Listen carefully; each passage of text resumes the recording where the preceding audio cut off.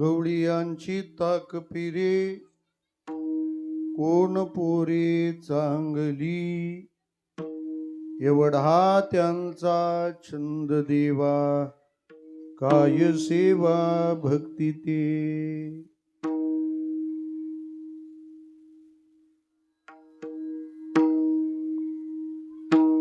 काय उपास पडले होते कण्या भोवते विदुराच्या, एवढा त्यांचा छंद देवा, काय सेवा भक्ती ते. तुका म्हणे कुब्जा दासी रूपराशी हीन कळा, एवढा त्यांचा छंद देवा, काय सेवा भक्ती ते. पांडुरंगा करू प्रथमा नमन, करू प्रथमा नमन, करू प्रथमा नमन, पांडुरंगा करू प्रथमा नमन. सुधरे चरणा संतांचे, सुधरे चरणा संतांचे, सुधरे चरणा संतांचे. त्यांचा कृपा दाने कथेचा विस्तार,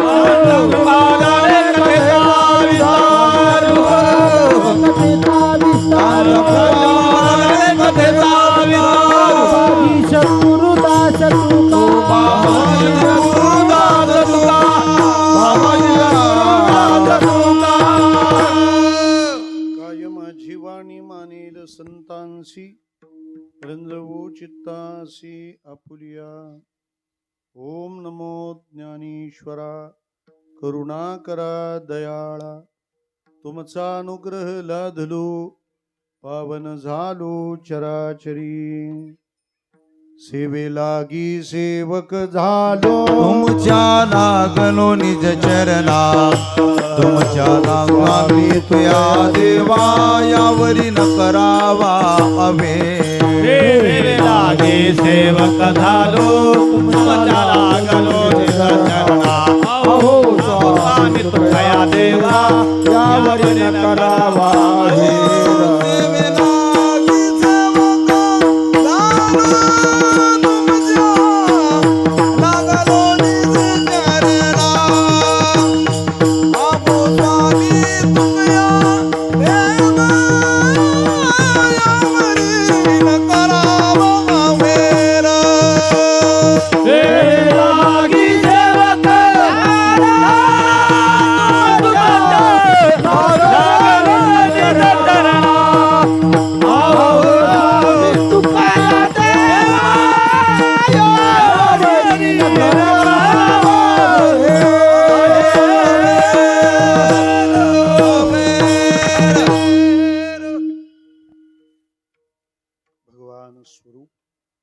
आपणा सर्व श्रोतृ वृंदांच्या चरणारविंदी विनम्र भावाने वंदन करतो.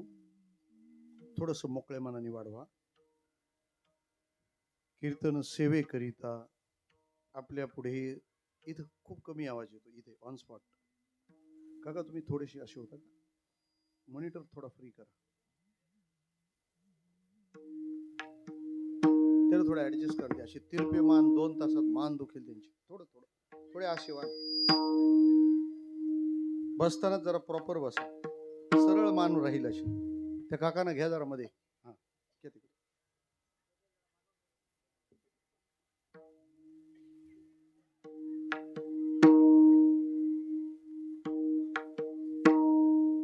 मागचे आहेत ना, त्याचा आवाज कमी करून ह्याचा जास्त करा. तो ऐकू आला की गडबड होते. आपल्या पुढे सादर केलेला अभंग जगद्गुरु तुकाराम महाराज यांचा 4 चरणाचा भगवंताच्या प्राप्ती संबंधाने स्वतःच्या बद्दल न्यूनगंड ज्यांना निर्माण झालेला आहे, आमच्यात काहीतरी कमी आहे अशी भावना ज्यांच्या मनात सतत राहते, तो न्यूनगंड नष्ट करणारा प्रकार म्हणजे हा भंग आहे. विठ्ठला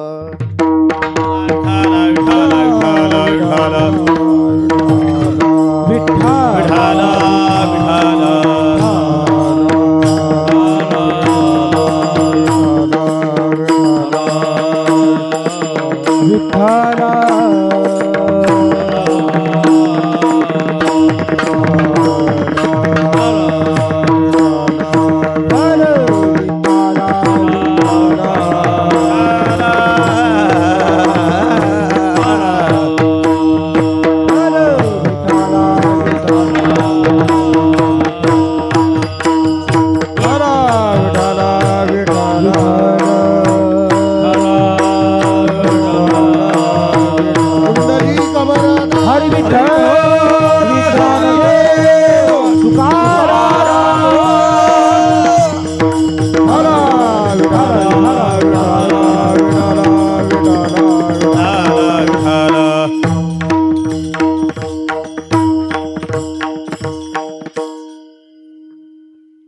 हे काल्याचं कीर्तन आहे. काला म्हणजे तरी नेमकं काय? जुनी पिढी सुज्ञ आहे आणि नवी पिढी तज्ञ आहे. त्यांना जाणायचं असतं नेहमी. जुन्या लोकांना मॅजिक सांगितलं तरी चालतं, नव्यांना लॉजिक सांगावं लागतं. विठ्ठला विठ्ठला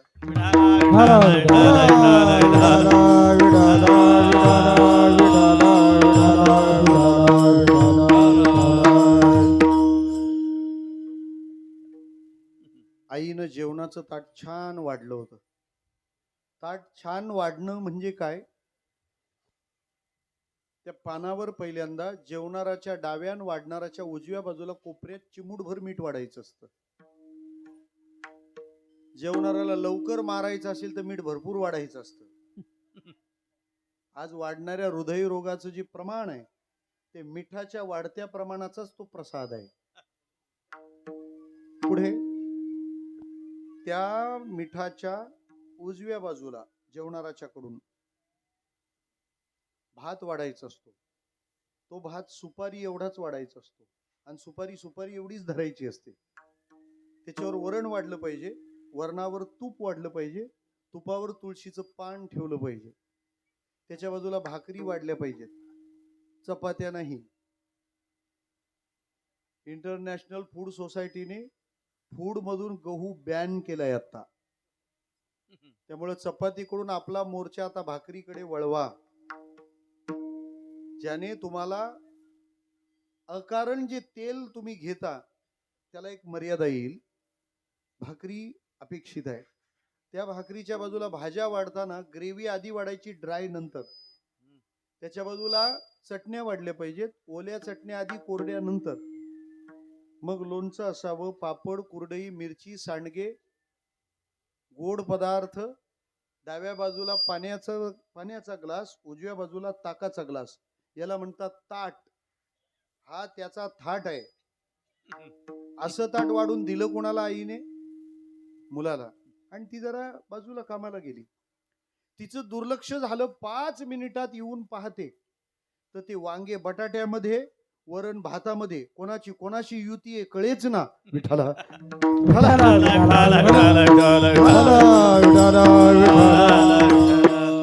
5 मिनिटात आई तिथे परत आली. तिने ते ताट पाहिलं, कपाळाला हात लावला, म्हणे बाळा अरे किती छान ताट वाढलं होतं. 5 मिनिटं दुर्लक्ष काय झालं? तू त्या सगळ्याचा काला केला. मला इथे यायचंय. काला करणं म्हणजे वेगवेगळे पदार्थ, आपलं वेगवेगळं अस्तित्व, आपली वेगवेगळी चव, आपली वेगवेगळी ओळख विसरून एकत्र येणं, याला म्हणतात काला. तो जेवणातला काला आहे, हा जीवनातला काला आहे. विठ्ठला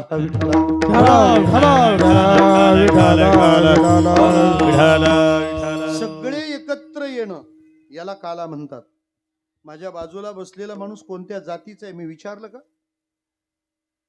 आणि खर तर खरोखर जर जातीयता निर्मूलन करायचं असेल तर शासनाला पण वारकरी व्हावं लागेल, तरच हे शक्य आहे. कारण एकच असा मंडप आहे जिथं जात विचारली जात नाही. पण काय कोणाची नजर लागली महाराष्ट्राला, ती जात आता सप्त्यात पण घुसली आहे. विठ्ठला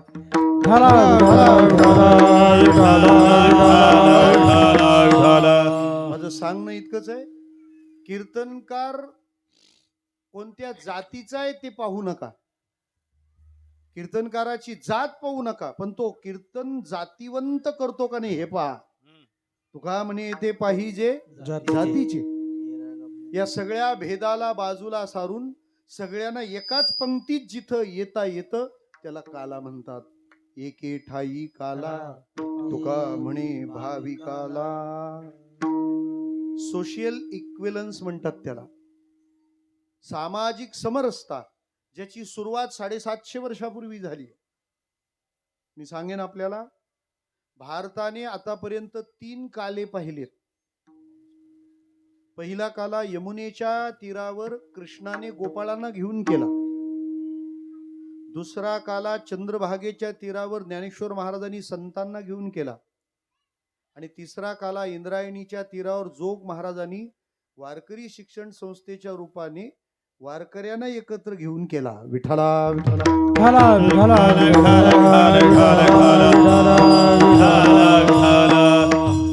तो आणि मी एक आहे हे वैचारिक अद्वैत हे काल्याचं वैशिष्ट्य.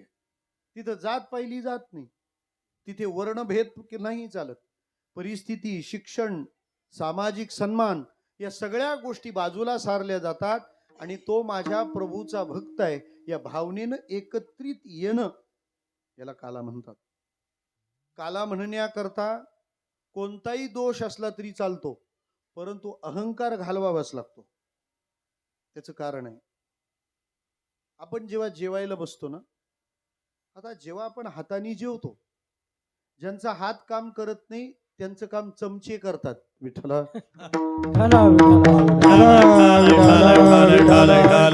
म्हणजे चमचा लागतो असं मला म्हणायचं आहे.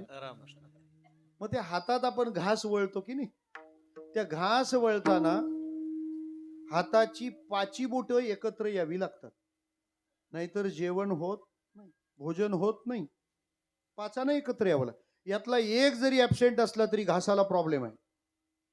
सांगा ना, अंगठ्याने जर मतदान नाही केलं तर जेवता येईल? हे काय JCBचं फावडा आहे का? त्याला अंगठा लागणारच आहे. बरं, या बोटाने माघार घेतली तरी इकडून घास धरला का वरून उडेल, मधलं बोट मागं गेलं तर घास बाहेर पडेल, अनामिका बाजूला काढताच येत नाही, करंगडी काढून सुद्धा चालत नाही. म्हणजे भोजनाच्या वेळेला या 5 एकत्र यावं लागतं. त्याही पेक्षा नवल सांगतो, सगळी बोट अंगठ्याकडे येतात, अंगठा कुठे आहे त्याचा शोध घेतात, कारण या दोघांमध्ये खूप अंतर आहे. याचा अर्थ मोठे छोट्याकडे जायला तयार होतात तेव्हा काला होतो. विठ्ठला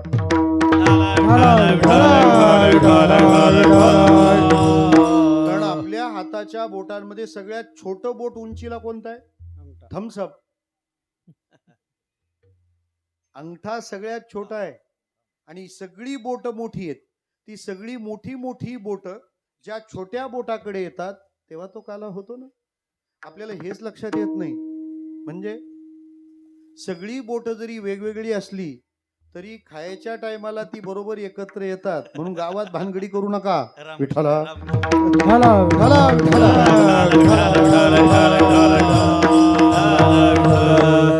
आपल्याला उगाच वाटतं हे वेगळे ते वेगळे ते वेगळे. जेवणाचा टाइम होऊ द्या आणि आपण इकडं भानगडी करतो, पक्षाच्या नावाने डोकी फोडतो. डोकी आहेत का आपल्याला? विठ्ठला असा सगळा काला जिथं होतो तो आपल्या अखंड हरिनाम सप्ताहाचा शेवटचा दिवस आहे.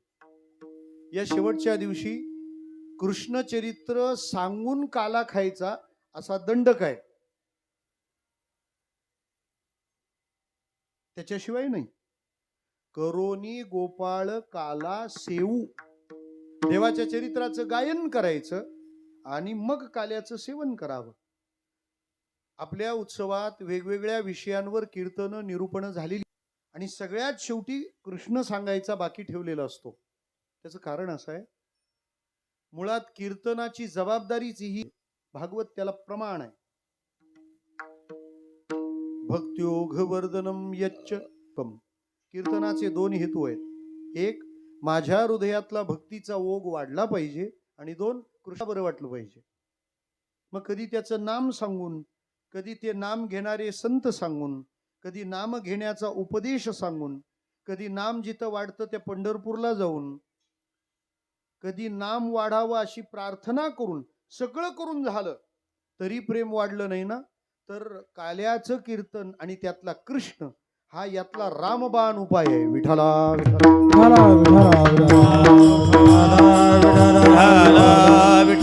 कृष्ण ऐकला की तुमच्या मनात त्याच्याविषयी प्रेम निर्माण झालंच समजा, नो डाऊट. उत्तर भारतात एक कथाकार होते, पंडित दीनदयालू पांडे. त्यांनी एक कथा सांगितली होती. आग्र्याला मोगल राहत होते ना, त्या मोगलांच्या राजवाड्यात ताज बीबी नावाची एक बेगम होती. ते ताजमहालवाले नाही. त्या ताज बीबीला मक्केला जायचं होतं, म्हणून ती मक्केला जायला निघाली. आग्र्याहून मक्केला जाताना रस्त्यात वृंदावन लागतं. टाळांची किणकिण आणि घंटांचे नाद ऐकू आले. त्या बेगमने आपल्या सेवेकऱ्यांना विचारलं, अरे हम कहां से गुजर रहे हैं? त्यांनी सांगितलं, ये बिंद्रावन है, यहाँ काफिरों का छोटा खुदा रहता है. ती म्हणाली, थोड़ा समय है तो देख लू कि काफिरों का छोटा खुदा कैसा है. यानंही म्हटलं आपल्यालाही तेवढाच आराम होईल. ती उतरली आणि वृंदावनामध्ये गोविंद देव नावाचं मंदिर आहे. तुम्ही मूळ वृंदावनात जर गेलात तर रंगनाथ मंदिराच्या बरोबर समोरच्या बाजूला ते गोविंद देव मंदिर आहे. 7 माळ्याचं होतं, त्याचे 4 माळे पाडले, आता 3च माळे आहेत.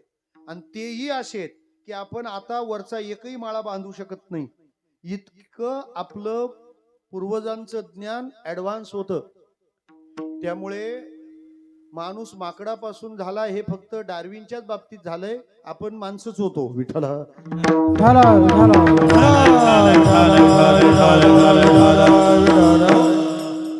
त्या गोविंद देवाच्या दर्शनाला आली आणि गोविंद देवाचं ते नयन मनोहर रूप बघतच बसली. थोड्या वेळाने ते आले भोई. बेगम साहिबा चलो, हमारा सफर बड़ा लंबा है.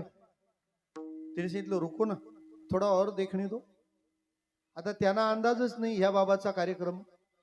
पंढरीचे भूत मोठे, आल्या गेल्या झडपी वाटे, पाहिलिया वेधलावी पैसे जीवी जडोनी. ती बघत बसली. पुन्हा त्यांचा रेटा, चलो जल्दी चलो जल्दी. ते बोले, रुको जरा देखने दो, कितना सुंदर है देखो. शेवटी त्या भोयांनी एक युक्ती लढवली. तो भोई म्हणाला, ये काफिरों का छोटा खुदा सुंदर है, लेकिन हमारा खुदा इससे भी सुंदर है. आणि चांगली स्कीम सांगितली का आपण आहे ती सोडतो का नाही. ती काय म्हणाली, इससे सुंदर होगा लेकिन ऐसा सुंदर नहीं होगा. घ्या आता. ती बघत बसली. बघता बघता बघता बघता तिला समाधी लागली आणि ती या बोधावर आली, अब हम मक्का नहीं जाएंगे. बोले क्यों? यही खुदा मुझे बहुत पसंद है. ती पुन्हा मक्केला गेली नाही. वृंदावनातल्या दर्शनात रमली आणि आग्र्याला आपल्या महालात तिने बादशहाला कृष्ण मंदिर बांधायला लावलं. कुठे चालली होती? मक्का. का नाही गेली मग? अरे वृंदावनात एवढा सुंदर दिसल्यावर ती म्हणते मक्का जाऊ.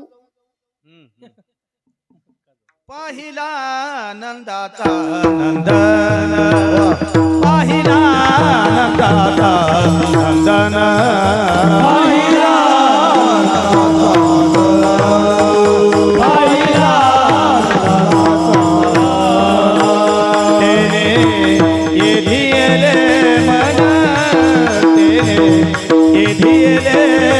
मन पाहिला नंदाचा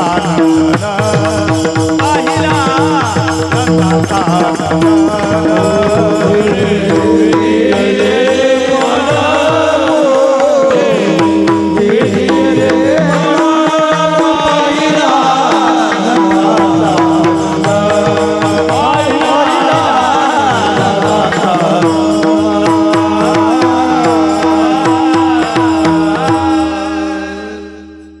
पॅच. पाहिला नंदाचा नंदन. मला सांगा, तिने कृष्णावर प्रेम करावं, तिचा धर्म कृष्णाचा आहे, तिचा देव कृष्ण आहे. जिने कृष्णाला कधीच पाहिलं नाही, त्याला पाहिल्यावर पण त्याला परत पाहण्याची तृष्णा निर्माण होते, त्याला कृष्णा म्हणतात. विठ्ठला.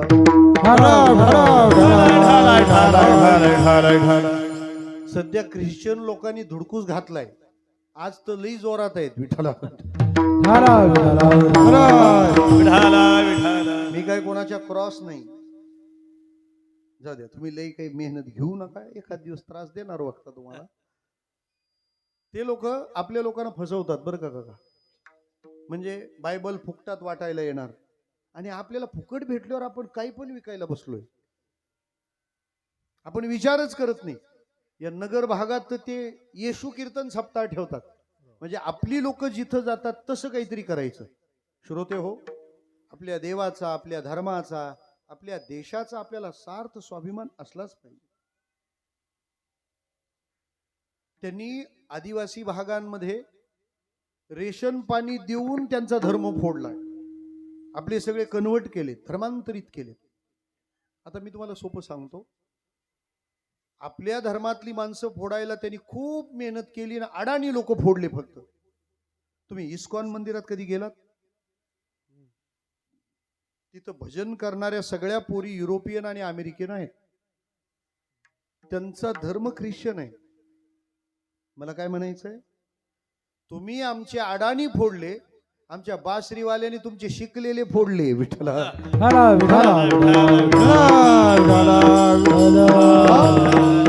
हरे कृष्ण हरे कृष्ण हरे कृष्ण कृष्ण कृष्ण हरे हरे, हरे राम राम राम हरे हरे. म्हणजे तुम्ही 8 दिवस कीर्तन ऐकून जरी देवाच्या प्रेमात पडला नाहीत, तरी काल्याचं कीर्तन ऐकलं की कृष्ण प्रेम निर्माण होणार. म्हणून संतांनी काला शेवटी ठेवला. भात्यातला अंतिम बाण आहे. आणि हे ऐकून पण जे सुधरत नाही ना, तो माल भंगारातच पाठवायचा. विठाला.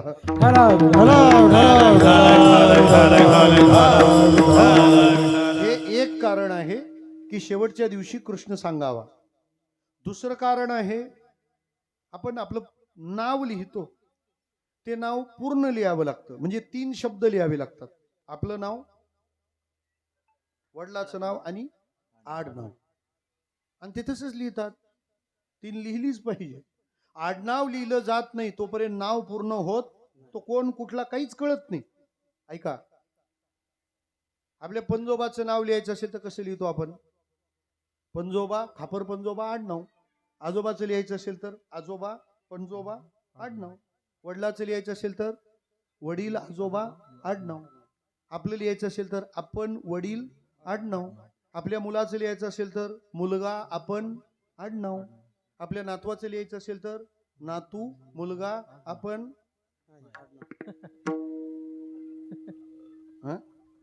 आपण नसतो, मग तरी आपल्याला समजत नाही. विठ्ठल.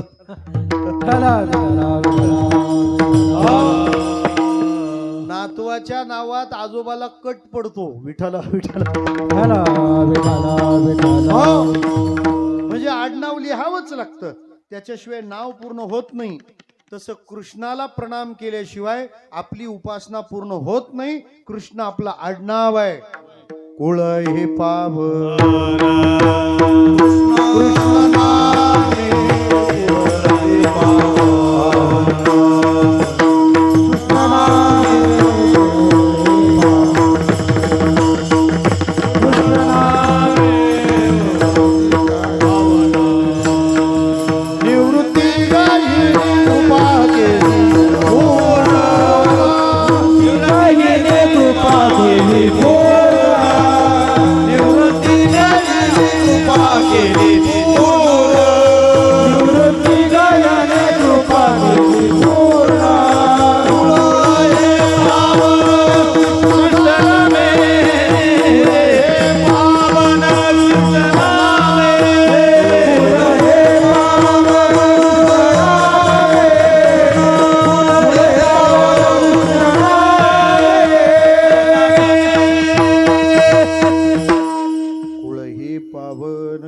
कृष्ण नामे.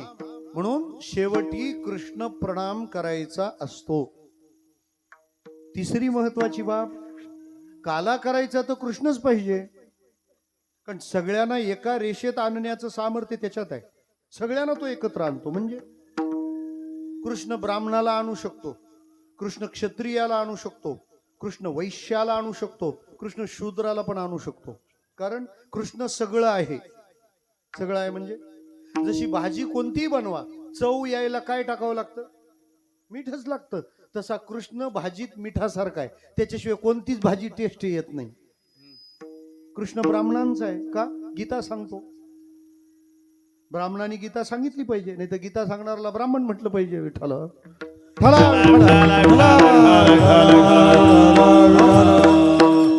गीता सांगतो म्हणून कृष्ण ब्राह्मण आहे. शिशुपालाचं मुंडकं उडवतो म्हणजे कृष्ण क्षत्रिय आहे. सोन्याची द्वारका उभी करतो म्हणजे कृष्ण वैश्य आहे. आणि पांडवांच्या घरी उष्ट्या पत्रावळी उचलतो, कृष्ण शूद्र आहे. विठ्ठला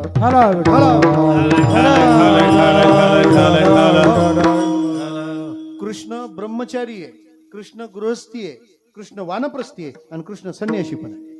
म्हणून काला होऊ शकतो.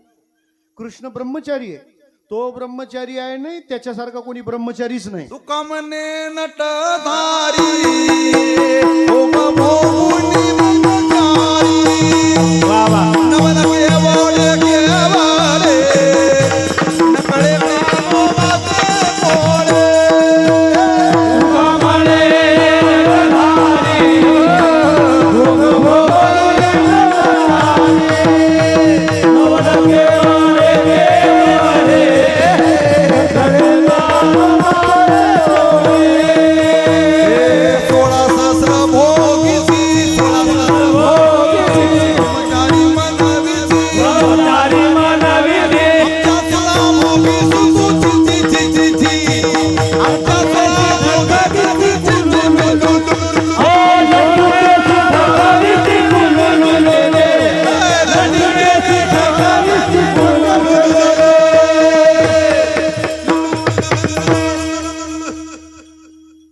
प्रमाण म्हणणारे टाळकरी मराठवाड्यातच आहे.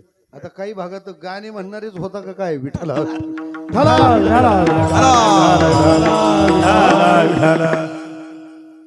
तुका म्हणे नटधारी भोग भोगूनी ब्रह्मचारी. असा ब्रह्मचारी जगात कोणी पाहिलाच नाही. आणखी सोपं सांगू, कृष्ण असा ब्रह्मचारी आहे की ज्याला प्रणाम केल्याशिवाय ब्रह्मचारी सुद्धा ब्रह्मचारी राहू शकत नाही. वृंदावनामध्ये जी ब्रह्मचारी साधक मंडळी राहतात त्यांना दररोज रास पंचाध्यायीचा पाठ करायला लावला जातो. रास पंचाध्यायी म्हणजे श्रीमद भागवताच्या दशम स्कंदामधले 29, 30, 31, 32 आणि 33 क्रमांकाचे अध्याय. का बरं? यामध्ये कृष्णाच्या शृंगाराच्या लीला आहेत आणि ती रास पंचाध्यायी ब्रह्मचार्यांनी रात्री 12 वाजता उठून वाचावी. का? त्या विलासाचं वर्णन केलं की आपल्या मनातल्या विलासाच्या भावना कमी होतात. असा ब्रह्मचारी जगात कोण आहे? म्हणजे तो ब्रह्मचारी आहे. दुसरं तो गृहस्थी आहे. तो गृहस्थी आहे म्हणण्यापेक्षा त्याच्यासारखा गृहस्थी कोणीच नाही. का? 16 सहस्त्र नारी आहेत त्याला, आणि एवढा असून तो आनंदाने संसार करतो. आपला संसार एकच आहे आणि त्याच्यात किती व्यथा आहे. तो लग्न झाल्यावर त्यांच्या त्या बेडच्या मागे रॅक असतात ना, त्या रॅकवर अत्तराच्या बाटल्या असतात. 6 महिन्यात तिथं झंडू बाम आयोडेक्स, अरे अरे अरे अरे विठ्ठला काय डोकेदुखी त्यांच्या प्रपंचात सुरू होते. कृष्ण आमचा आनंदाने संसार करतो.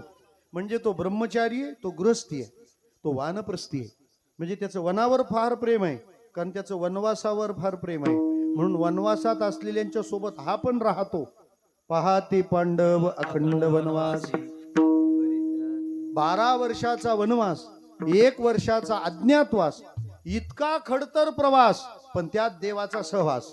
द्वारकेचा राणा पांडवा घरी, द्वारकेचा राणा पांडवा घरी.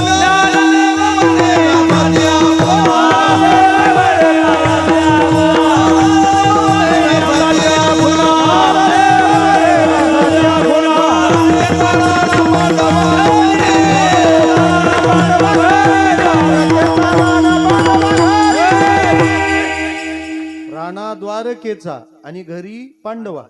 बरं, ज्यांच्या घरी राहिला त्यांनाच घर नाहीये, काय कमाल आहे. ते वनात राहतात, हा त्यांच्या सोबत राहतो, तो वानप्रस्थी आहे, तो संन्याशी आहे. तो संन्याशी आहे म्हणण्यापेक्षा त्याच्यासारखा दुसरा संन्याशीच नाही. आणखी सोपं बोलू, तो असा संन्यासी आहे, जगातले संन्यासी संन्यासाच्या नियमाप्रमाणे वागतात. कृष्ण असा संन्यासी आहे ज्यांनी संन्यासाचा नवा नियम संन्याशानं शिकवलाय.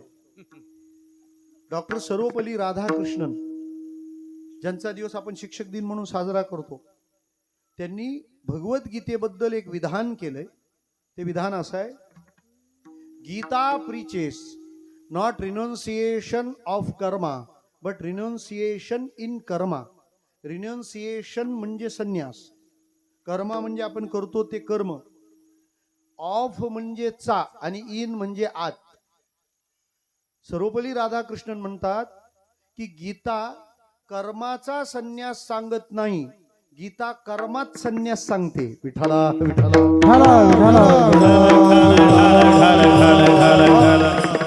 म्हणजे गीता फणस खाऊ नका असं सांगत नाही, मग गीता म्हणते हाताला तेल लावा आणि फणस खा असं सांगते. विठ्ठला. फणस खाल्लाय का? फणस कोकणातला आहे म्हणून. ते फणस खायला कोणी तयार होतं, पण कापायला कोणी तयार नसतं, बरोबर ना. कापायला म्हटलं की कापायला लागतात.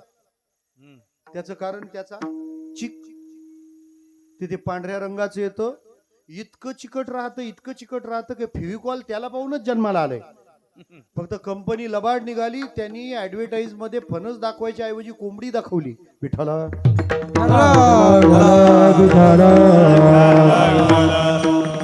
मग तो फणस जर कापायचा असेल, आणि कापायचाच आहे आपल्याला, मग काय करायला लागतं? हात लावला तर ते सगळं चिकटतं. त्याला सोपा उपाय, हाताला तेल लावा आणि मग फणस कापा, म्हणजे फणस कापला जाईल आणि हाताला घाण लागणार नाही. गीता असा मार्ग आम्हाला सांगते. कर्म करा पण कर्माचा चीक लागला नाही पाहिजे. म्हणजे देव संन्यासी आहे, त्यांनी संन्यास धर्माची नवीन डेफिनेशन दिली आहे. मी माझे ऐसी आठवण विसरले जयाचे अंतःकरण, पार्था तो संन्यासी जा निरंतर. म्हणून काल्यामध्ये कृष्ण पाहिजे, कृष्ण असला की काला होईल. या काल्याच्या निमित्ताने अनेकविध विषयांची चर्चा करण्याचा कीर्तनकाराला अधिकार आहे. तो कृष्ण आणि यशोदेचा संवाद सांगू शकतो, तो कृष्ण आणि गोपाळांचं वर्णन करू शकतो, आणि गवळणींच्या भाव अवस्था प्रगट करू शकतो. मी आपल्या पुढे अभंग ठेवलाय, त्याचा भाव थोडासा भिन्न आहे. म्हणजे कृष्णाने कोणाकोणाला जवळ केलंय त्यांची यादी तुकाराम महाराजांनी आपल्या पुढे ठेवली. बरं, संत जे काही करतात त्याला काहीतरी कारण आहे ना. ही यादी आमच्या पुढे का ठेवली संतांनी? त्याचं कारण आपल्या आत वाढत चाललेला न्यूनगंड, गलगंड नाही. विठ्ठला विठ्ठला.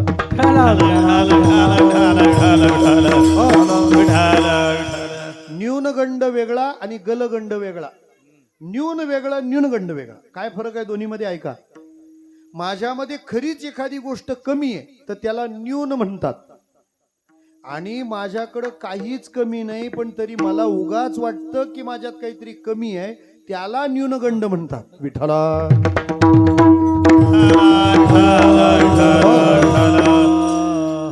सोपं बोलतो. मी भजन करत नाही का मला भजन जमत नाही? मी करत नाही, केलं तर मला जमतं. असाध्य ते साध्य करिता सायास, कारण अभ्यास तुका म्हणे. न्यून असेल तर ते चालेल पण न्यूनगंड नको. संत म्हणतात मनुष्य जन्माची रचनाच या करताय की याला परमात्मा प्राप्त होणार आहे, हे बाकी ठिकाणी होणार नाही. बहुता जन्माती जन्मलासी नरा, देव तो सोयरा करिया था. आणि हे बाकी कोणाला नाही, जमलं तर त्यालाच जमेल. याची देही घडे देवाचे भजन,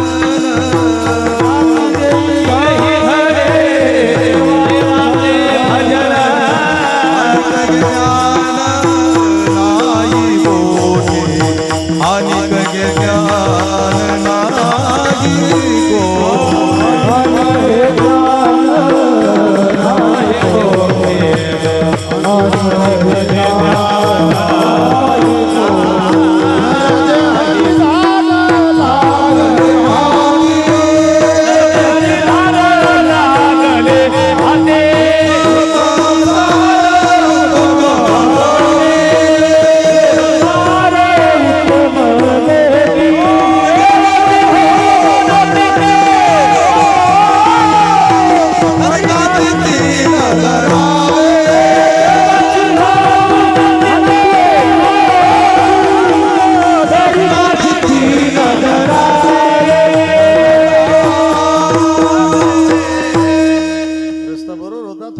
दरवाज्यावर राहिलं म्हणून आतमध्ये घेतलं त्याला.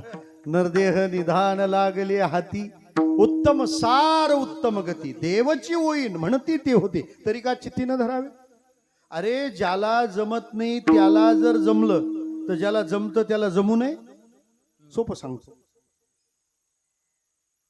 पुराणात कथा आहे, एक हत्ती त्याच्या सगळ्या हत्तींना घेऊन फिरायला गेला. 31 जवळ आलं होतं, पोरांना नाताळच्या सुट्या लागल्या होत्या.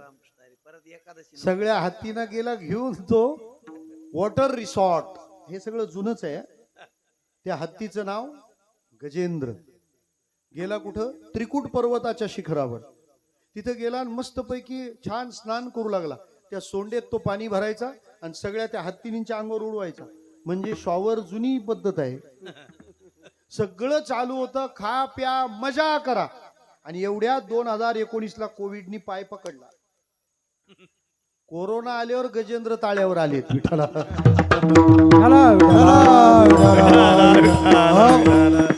कीर्तनाची पब्लिक डायरेक्ट डबल झाली आहे, म्हणजे गजेंद्र ताळ्यावरच आले. आता मला सांगतो, त्या हत्तीचा पाय एका मगराने पकडला.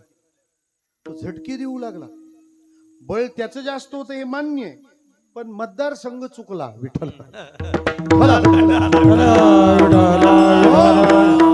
बऱ्याच सीट त्यामुळे आपटतात, कारण सरोवर ही जागा हत्तीची नाही आहे, ती कोणाची आहे?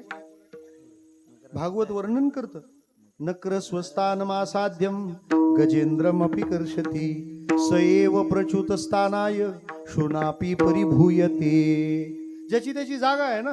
आता वाजवणारे त्यांची जागा आहे बोटात, बोलणारा ओठात, गाणारा कंठात, फुल देठात, पाणी माठात, साहेब कोटात, लग्न थाटात, महाराज पोटात. विठाला ज्याच्या त्याच्या जागा आहेत. आणि जिथं जिथं तो बलवान आहे. देवाने कोणावरच अन्याय केला नाही. सांगतो तुम्हाला, ती दोघं जर फिरायला गेले ना आणि तिच्याकडून काही चूक झाली, तो तिला तिथल्या तिथं टेकवतो. बघ आता तुला परत कुठं नेतो का. ती पण गप्प बसते, कारण आपण बाहेर गेलोय म्हणजे ही जागा कोणाची आहे? त्याची आहे. तो काय म्हणतो, बघ तुला आता कुठं नेतो का. हा शांत बसून घेतो. ही शांत बसते, पण ती नुसती शांत नाही बसत, ती एक ध्रुपद म्हणते, तुम्ही घरी चला. विठ्ठला पटलं का नाही? नाही तर का हसले असते तुम्ही. विठ्ठला याचा अर्थ देवानी सगळ्यांना जागा दिलेल्या आहेत, अन्याय कोणावरच नाही. सरोवर ही जागा कोणाची आहे? नकराची, गजेंद्राची नाही. तो पाय काही सोडे ना. बरेच प्रयत्न केले, काही जमेना. LIC वाले आले, सह्या घेतल्या, मग बायका पण निघून गेल्या. विठ्ठला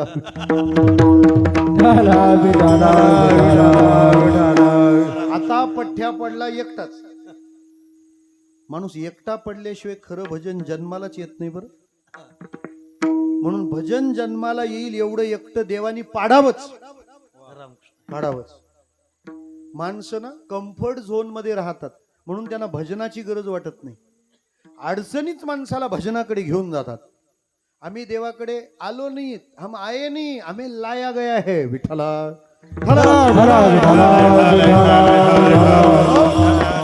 महाराज एकटा पडला. आणि काही जागा तिथं तशाच असाव्यात. सांगतो तुम्हाला, लक्षात ठेवा. परमार्थ एकट्यानी करायचा असतो, प्रवास दोघांनी करायचा असतो, अभ्यास तिघांनी करायचा असतो, प्रेत चौघांनी न्यायचं असतं, न्याय पाचानी करायचा असतो. विठ्ठला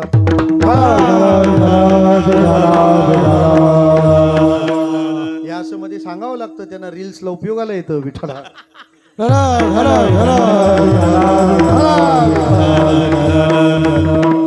रील्स असावा आणि रिअल असावा. असो, तो एकटा पडला. एकटा पडल्यावर आता करतो काय? तो म्हणतो आता कोणीच नाही, आता तर आपण सापडलो, आता आपण मरणार. पण हे सगळं पाहिल्यावर त्याच्या मनात एक विचार आला. कोणता? हे जग ज्यांनी बनवलंय ना, त्यांनीच मला बनवलंय. आणि ज्याचे शोरूम असतात त्याचे सर्व्हिस सेंटर पण असतात. म्हणजे याच्यात काही बिघाड झाला तर रिपेअर करायला पण जागा पाहिजे ना. म्हणजे तो हेही काम पाहत असावा. मग कोण आहे तो, कोण आहे तो, कोण आहे तो पण माहित नाही. पुकारूया मनापासून, पोचेल आवाज त्याच्यापर्यंत. जो कोणी असेल ब्रह्मांडाचा राजा, जो कोणी असेल ब्रह्मांड चालक, कोणी असेल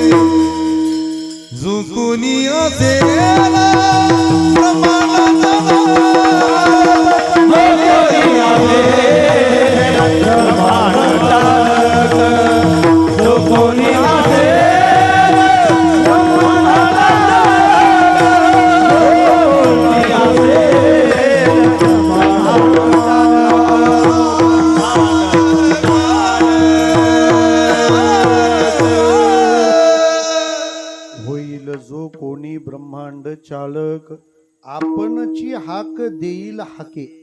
येईल ना तो, येईल. म्हणून असं सरोवरात काय आहे का पाहिलं तर कमळ होतं. ते कमळ असं भिरकावलं.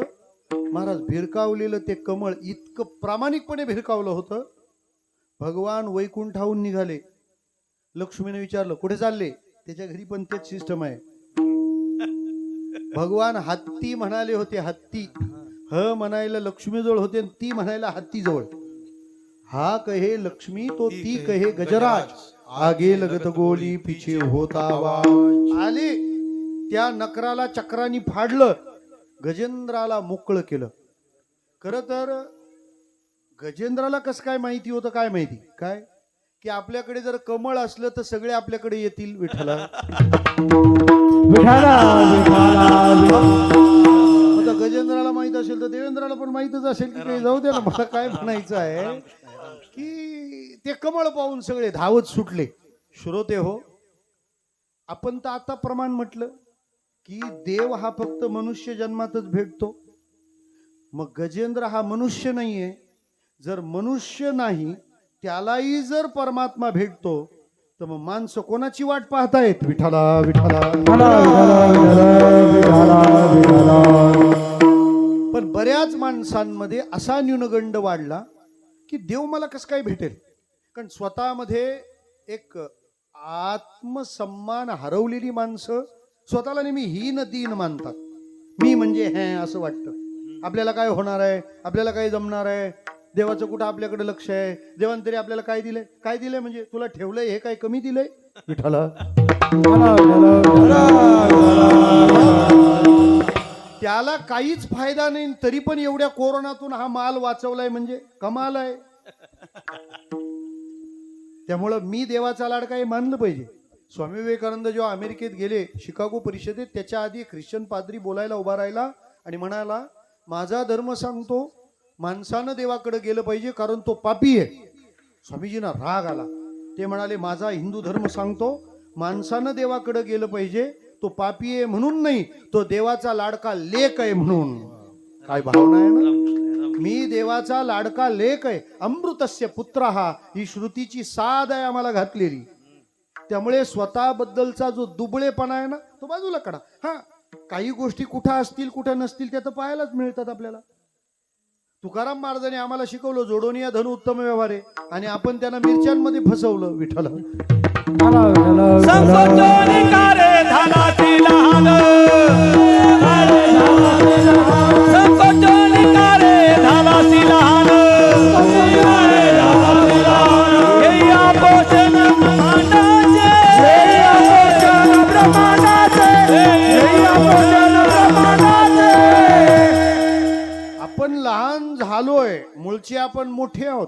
स्वतःमध्ये तितक्या ऊर्जा आहेत, स्वतःमध्ये तितक्या क्षमता आहेत, फक्त आपल्याला लक्षात नाही की हे आपल्यात आहे आणि ते जागं केलं पाहिजे. सोपं सांगतो तुम्हाला.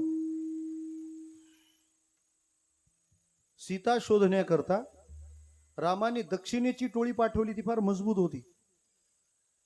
संपातीने त्यांना सांगितलं सुद्धा की मला दूरचं दिसतं. संपाती म्हणाला, अशोक वनामध्ये सीता आहे आणि शोक करते. काय कॉम्बिनेशन आहे देवाचं. करते काय, शोक, आणि वन कोणतं, अशोक. विठ्ठला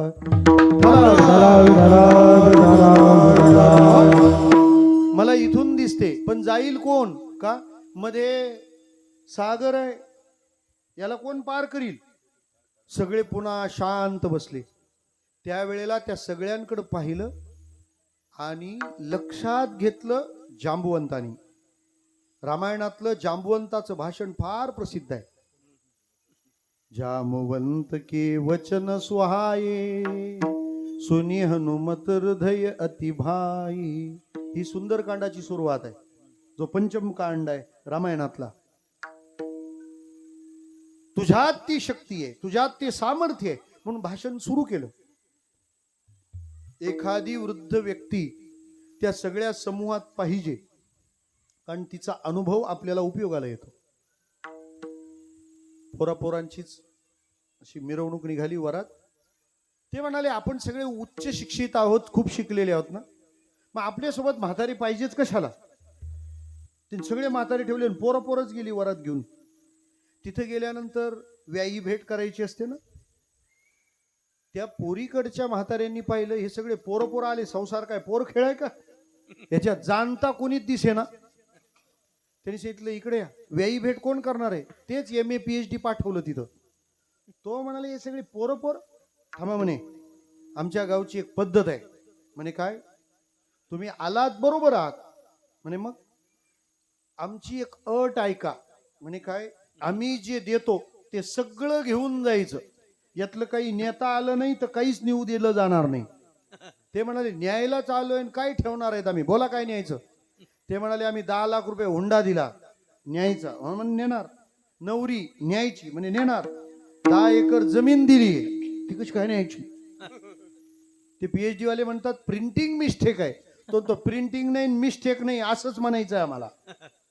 त्यांनी सगळं गुगल बिगल सगळे महाराज उलथे पालथे घातले, कुठंच उत्तर सापडे ना. ते म्हणाले, हे पा, जर 10 एकर जमीन इथून नेली नाही तर आम्ही नवरी सुद्धा नेऊ देणार, तसं जायचंय रिकाम. ते सगळे PhD गांगरले. तेवढ्यात एक जण बोलला, खरी हे आपलं सिलेबसलाच नव्हतं. ते म्हणाले, हा जुना अभ्यासक्रम वाटतो. कारण प्रश्न कोणी विचारलाय, म्हाताऱ्या माणसाने, आणि म्हाताऱ्या माणसाचा अंदाज येत नाही. म्हाताऱ्या माणसाचा अंदाज येत नाही, महाराष्ट्राला येत नाही अजून. विठ्ठला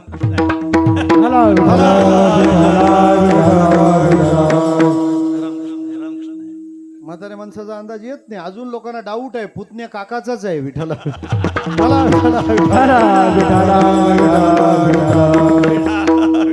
ते म्हणतात, एखादा म्हातारा माणूस आणायलाच पाहिजे होता म्हणे, असं नाही चालत. तो नवऱ्याचा तो सोबत असतो, त्याला काय म्हणतात तुमच्याकडे, सकोल्या. जे म्हणतात ते म्हणतात, जाऊ द्या. प्रमाण पाठ नसलं की आपण नुसता आवाज काढतो ना, तसं करू आपण. विठ्ठला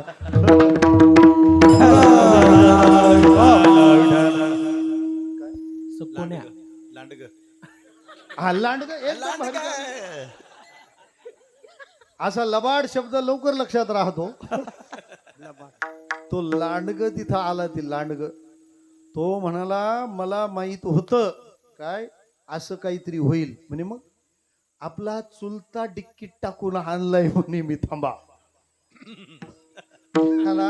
ती डिक्की वर केली, अख्खा घामा घुम गुदमरलेला, हे धुळीनं माखलेला. काढला तसा पहिला झटकला, अख्खा किलोभर धूळ निघाली त्याच्या अंगावरून. असा जिकडून कुठून तरी जाऊन आला असेल खराब रस्त्यातून. महाराज त्याला काढलं. म्हणे काय झालं. अरे काका म्हणे लई अडचण झाली. म्हणजे काय अडचण झाली. म्हणजे अडचण अशी झाली की ते म्हणतात आम्ही देतो ते सगळं न्यायचं, काही नेता आलं नाही तर काहीच न्यायचं नाही. म्हणजे काय दिलंय, म्हणे 10 एकर जमीन 10 लाख रुपये नवरी. म्हणे मग प्रॉब्लेम काय? अरे ते म्हणे 10 लाख नेता येईल, ती नवरी नेता येईल, ते 10 एकर जमीन कशी काय न्यायची? ते म्हणाले मी आहे आणि तुम्ही कशाला काय काळजी करता? ते म्हणाले हे पा काका, आमचा तुझ्यावरच आता भरोसा आहे.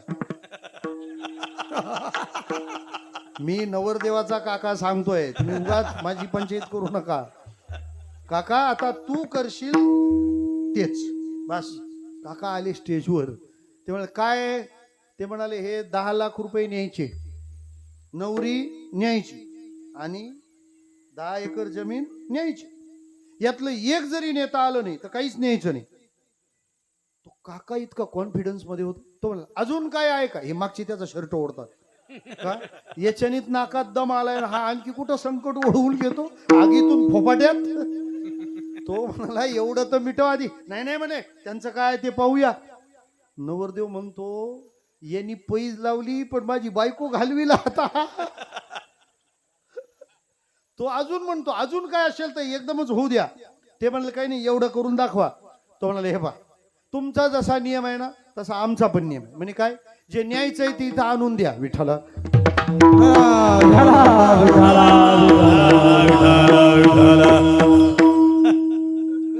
जमलं तर पहा, नाही तर राहू द्या, भंडारा आहे थोड्या वेळात. 10 लाख न्यायचे आणून द्या, इथून नेणार. नवरी न्यायची आणून द्या, अजून आणून द्या विठ्ठला. अनुभवाचं मोल नाही होऊ शकत. त्यांनी सांगितलं हनुमंता, अरे तुझ्यामध्ये ते सामर्थ्य आहे.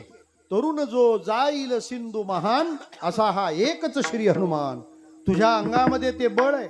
अरे जन्मताच तू सूर्याला गिळायला चालला होता, मग इथून सूर्य लांब का लंका? हा प्रश्न पण गमतीचा आहे. एका मास्तरने पोराला विचारलं इथून चंद्र लांब का पाकिस्तान? तो म्हणाला पाकिस्तान का? चंद्र दिसतो विठ्ठला.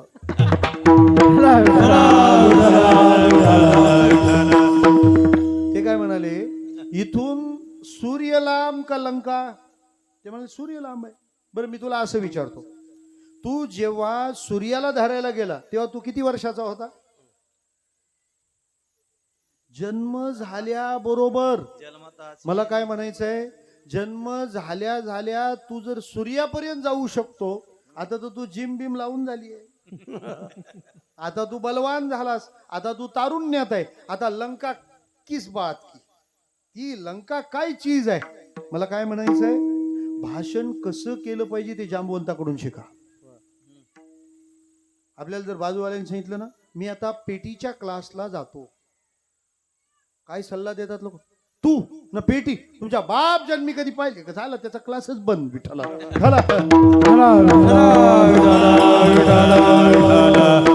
चिअर्स केलं पाहिजे ना, त्याला ऊर्जा दिली पाहिजे, त्याचा उत्साह वाढवला पाहिजे. आपल्याकडे सगळे उत्साहाचे आडवे करायचे कारखाने. एखाद्या लहान मुलाने कीर्तन केलं ना, आता काय पोर खेळ करून टाकला, मग तुझी पोरं का नाही खेळत? तरुणाने कीर्तन केलं तर बरा धंदा आहे, तू कर. एखाद्या म्हाताऱ्याने बसून कीर्तन केलं, आता ज्यांची वय झाली त्यांनी बसून करावं, तरुणांनी बसून करू नये. विठ्ठला म्हाताऱ्या माणसाने कीर्तन केलं तर ते काय म्हणतात माहिती का? बसून कीर्तन करतात, आता झोपून करते. अरे हो ना, तो जरी बसला तरी त्याचा संकल्प उभा आहे ना. चांगलं बघायला शिकलं पाहिजे. ते निहाळलं आणि त्यांनी सांगितलं हे बघ तुलाच हे काम जमणार आहे. एकेका विधानाने बाहू प्रस्फुरित झाले आणि मरगळ येऊन बसलेले हनुमान, जिमी अमोघ रघुपती कर बाना, यही भाती चले व हनुमाना. रामाच्या भात्यातला बाण जसा पुढे निघतो तसे हनुमान निघाले. याचा अर्थ असा होतो, काय होतो की आपल्यातल्या ऊर्जा जाग्या कराव्या लागतात. विठ्ठला पण मग ते जाग्या कशाने होतील? त्याकरता समोर तसे दृष्टांत दिले पाहिजेत. तुकाराम महाराज म्हणतात तुम्हाला सुद्धा देव भेटेल जर ताक पिणाऱ्या गवळ्यांना मिळाला तर. गवळीयाचे ताक पिरी कोण पोरे चांगली, गवळीयाचे ताक पिरी कोण पोरे चांगली, गवळीयाचे ताक पिरी कोण पोरे चांगली, गवळीयाचे ताक पिरी कोण पोरे चांगली.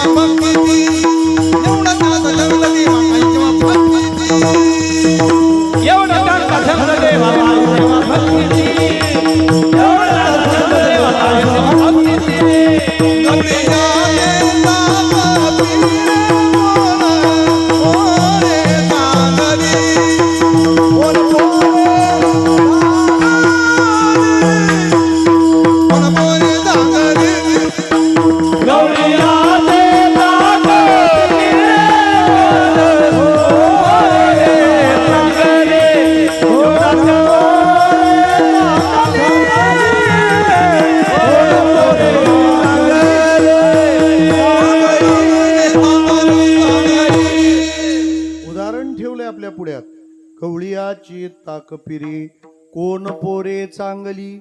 अरे आपल्याला देव का भेटू नये? ज्या गवळ्यांच्या पोरांना गावात अजिबात मानसन्मान नव्हता त्यांना जर भेटला तर आपल्याला का नाही? उदाहरण असंच द्यावं लागतं. पंढरीची वारी करतो ना आपण, त्या वारीमध्ये जुने वारकरी नवीन माणसाला आपले अनुभव सांगतात ना, तेव्हा ते फार रंजक असतात. ऍक्च्युली वारी तशी नसते. हे सांगताना त्याला काय सांगतात? लय मज्जा आहे, चल. आता ते मजा करायला येतो, पहिल्याच दिवशी पाय त्याच्या गळ्यात येतात. का? ते आळंदीहून दिंडी निघते पुन्हा येतच नाही लवकर. 6 वाजल्यापासून याला वाटतं आताच पुन्हा येईल. त्याला बिल्डिंग दिसू लागला, त्याला वाटतं आला पुन्हा. 6 वाजता विचारतो पुन्हा आलं का? 8 वाजता विचारतो पुन्हा आलं का? 9, 10, 11 वाजता माऊलीची आरती. विचारत काय राहतो? पुन्हा आलं का? ते विचारताना एवढं कोमेजतं असं वाटतं हे पुन्हा आलं का म्हणते, पुन्हा येणारच नाही. त्याला दुसरी आशा लावली जाते. कोणती? आज जास्त चालावं लागलं, उद्या आराम आहे. उद्या काय आहे? आराम आहे. पण त्याला हे सांगितलं जात नाही उद्याचा आराम काय, परवा दिवे घाट चढायचं आहे. त्याला सांगितलं जातं फार मजा असते दिंडीत, झोप इतकी छान लागते. त्याला हे सांगितलं जात नाही का एका तंबूत 40च्या ऐवजी 60 माणसं भरतात. एकदा आडवा पडला की हलो नाही. बरं आरामात झोपू म्हणाल तर शक्यच नाही. का? त्या तंबूत आखे शास्त्रीय गायक असतात. कोणाचा खर्ज, कोणाचा षड्ज, कोणाचा पंच. बरं अशा परिस्थितीत झोप लागावी ना, तर त्या तंबूचं आणखी एक वैशिष्ट्य आहे. शेवटचा माणूस झोपायच्यात पहिला माणूस जागा झालेला असतो तंबूत, आणि त्याला ती प्लॅस्टिकचं खुडखुड खुडखुड खुडखुड काहीतरी चालूच राहत. बरं त्याला वाटलं आंघोळीची मजा, घरी शॉवर बाथ घ्यायचा, तिथं टँकर बाथ. विठ्ठला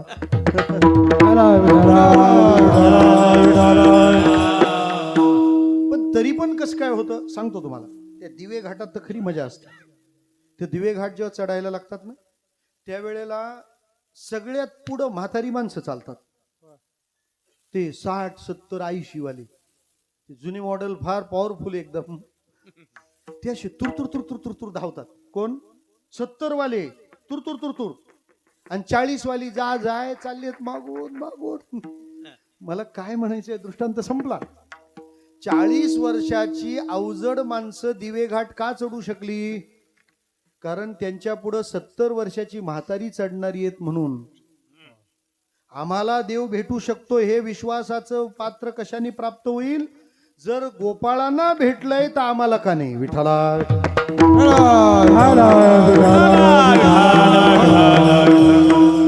आणखी सोपं सांगतो, थांबा. ते 2 गावांना जोडणारे रस्ते असतात ना, त्याच्यात मध्ये मध्ये छोटे छोटे ओढे राहतात. त्या पुलाला फार उंची नसते. जरा पाऊस पडला की तो पूल पाण्याखाली. पेपरात बातमी, माटेगाव रस्ता बंद. विठ्ठला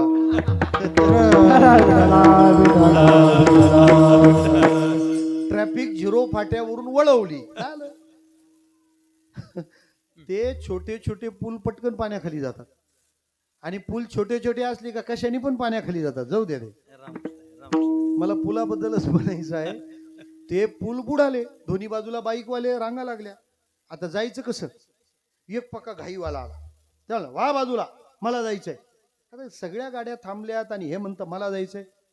एक जण काय म्हणाला त्यातलं माहिती का? ए याला जाऊ दे. याला जाऊ दे नाही म्हटलं, याला जाऊ दे. विठ्ठला दुसऱ्याने लगेच मोबाईल काढला, म्हणे याचा व्हिडिओ काढून युट्यूबला टाकू, लय पैसे येतील, चॅनेल मॉनिटाईज होईल आपलं. दुःख सुद्धा विकली जातात. आता सगळ्यांनी त्याला रस्ता दिला. तो इतका मास्टर होता ना गाडी चालवणारा, त्यांनी बरोबर अशी बाईक काढली की पलीकडे गेला. जसा तो पलीकडे गेला ना, हे तुंबलेले होते हे सगळे लाईनीला आले. माझा दृष्टांत संपला. प्रश्न आता इतकाच आहे. कोणता? तो गेल्यावर हे गेले, तो जायच्या आत हे जाऊ शकत नव्हते का? होते का नाही? विचारून घ्या त्यांना, काय म्हणत जातो, जाऊ शकता का नाही जाऊ शकत? जाऊ शकतात का नाही जाऊ शकत? जाऊ शकत होते. कारण तो गेला म्हणजे पाणी कमी नाही झालं, पाणी तेवढंच आहे. मग तो गेल्यावरच काय हे जाऊ शकलेत? त्याचं कारण आहे, कोणीतरी जाऊ शकतं हे मला दिसावं लागतं, तेव्हा मी जाऊ शकतो. पुढे गेले त्याचा शोधित मार्ग पुढे गेले शोधित मार्ग जाऊ माग घेत आम्ही चला जाऊ माग घेत आम्ही चला चला माग घेत आम्ही चला चला माग घेत आम्ही पुढे गेले त्याचा शोधित मार्ग चला जाऊ माग घेत आम्ही चला जाऊ माग घेत आम्ही चला जाऊ माग घेत आम्ही पुढे गेलेल्या शोधित मार्ग चला जाऊ माग घेत आम्ही चला जाऊ माग घेत आम्ही चला जाऊ माग घेत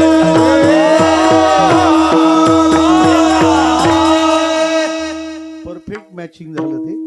पुढे गेले त्याचा शोधित मार्ग चला जाऊ माग घेता आम्ही. आम्हाला विश्वासच बसत नाही की आम्ही ब्राह्मण नाही म्हणजे आमचा उद्धार होणार नाही. संतांनी त्याच्यासाठी कितीतरी चरणांचे अभंग लिहिलेत.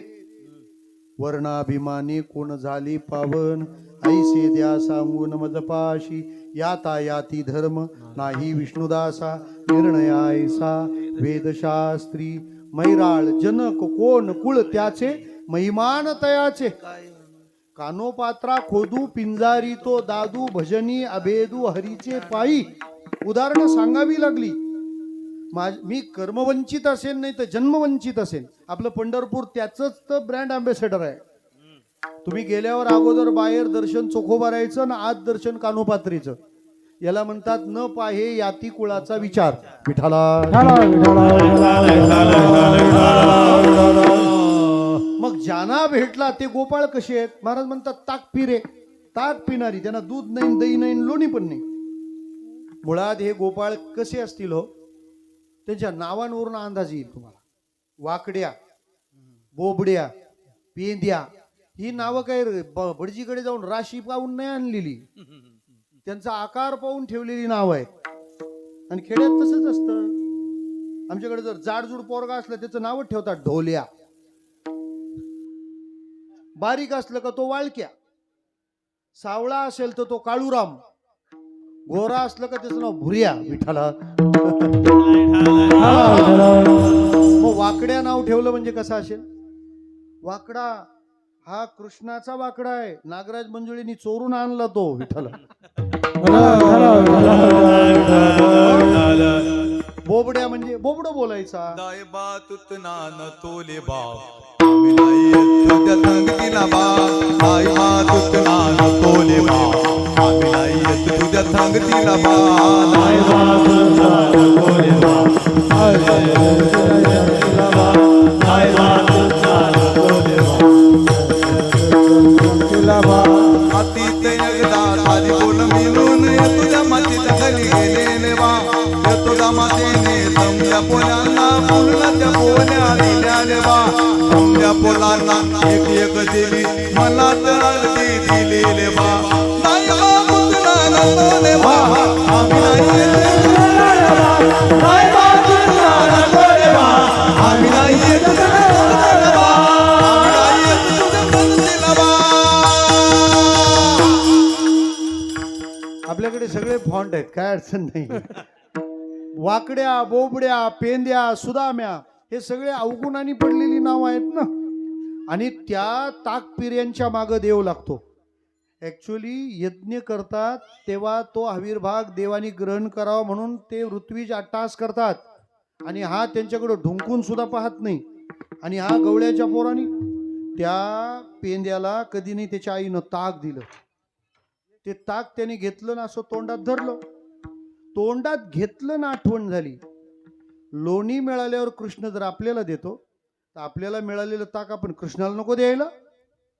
आयुष्यात सुख येवो नाही तर दुःख येवो, आठवण पांडुरंगाची होणं आपण गोपाळ असल्याचं लक्षण आहे. विठ्ठला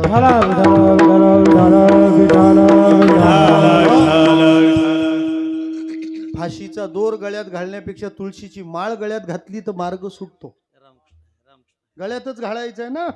मग योग्य वेळी योग्य गळ्यात घाला, म्हणजे चुकीच्या वेळी चुकीचं गळ्यात घालावं लागणार नाही. मग त्याला ताक मिळालं आणि आठवण झाली कृष्णाला द्यायला पाहिजे. आता अडचण अशी, हे नेता येणार नाही आणि दुसरा आपल्याला मिळणार नाही.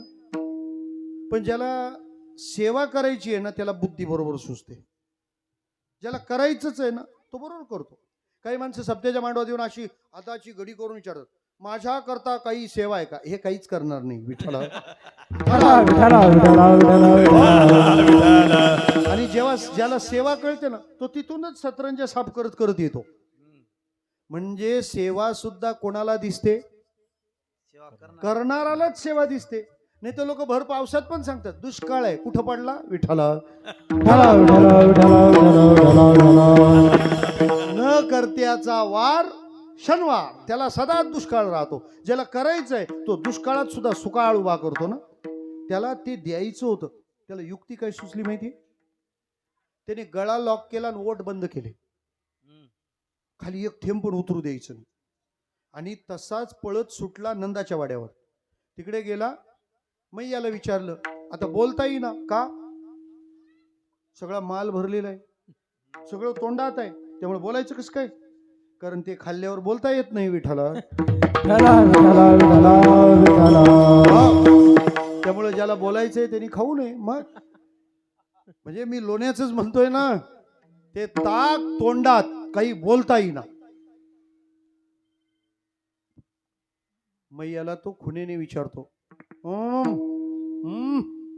बासरीवाला कुठे आहे? मोरपीसवाला कुठे आहे? मैये याच्या गालाकडे पाहून कृष्णाला आवाज देते, अरे कान्हा जरा देखो तो, ये पेंदा के गालो में कैसी सूजन. याच्या गालाला सुजलं कस काय पहा जरा. कृष्ण एरवी आवाज दिल्यावर येत नाही, पोर दोस्ताने आवाज दिल्यावर लगेच तुझ्यासाठी काय पण. कृष्ण सगळी कामं टाकून पळत, माझ्या पेंद्याला काय झालं? पाहिलं तर पेंद्याचे गाल सुजलेले. गालावर हात फिरवला, अरे पेंद्या कस काय गाल सुजले? का महाशिवरात्रीचा खजूर जास्त खाल्ला? झालं काय सांग? पेंद्या कुठं उत्तर द्यायच्या मोडवर आहे. पेंद्याने कृष्णाचे दोन्ही ओठ असे चिमटीत पकडले आणि आ केलं आणि अख्खी इकडूनची फाईल तिकडं ट्रान्सफर केली. काय केलं? इकडचं ताक त्याच्या तोंडात. आता कृष्ण हो. पेंद्या मोकळा झाला आणि म्हणाला, रे घे कधीचा सांभाळून, गाल दुखले माझे, बरा तू आता आला. तुला माहिती नाही माझ्या आईनं कधी नाही ते एकदा ताक दिलंय, पण ते तोंडात घेतल्यावर तुझी आठवण झाली. आता शेवटी दुसरं मिळणार नाही म्हणून हेच कृष्ण तुझ्यासाठी घेऊन आलो. अगदी छान पी, जरा सुद्धा उष्ट केलं नाहीये. पाहता गोवळी खाय त्याची उंचावले,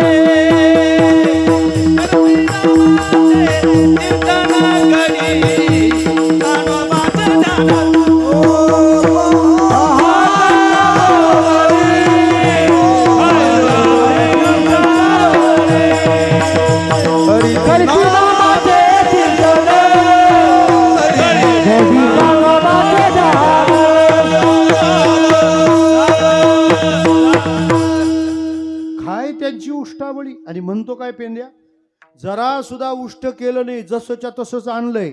आणलंय कशात? कृष्ण प्यायला लागला. हा असा बघत बसतो. ते ताक पिताना पेंद्याला समाधी लागली बघता बघता. पिऊन झाल्यावर कृष्णाने ब्रह्मांड तृप्तीचा ढेकर दिला. पेंद्याने विचारलं, कस काय होतं ताक? कृष्णाने केली सुरुवात. या ताकाचा महिमा. ते म्हणाले, थांब, ते कीर्तन झाल्यावर आभार मानतातच नको करू तू, खरं खरं सांग. नाही तर ते आभारात म्हटलं तर श्रोते मंत्रमुग्ध झाले, निम्मे झोपलेले असतात. विठाला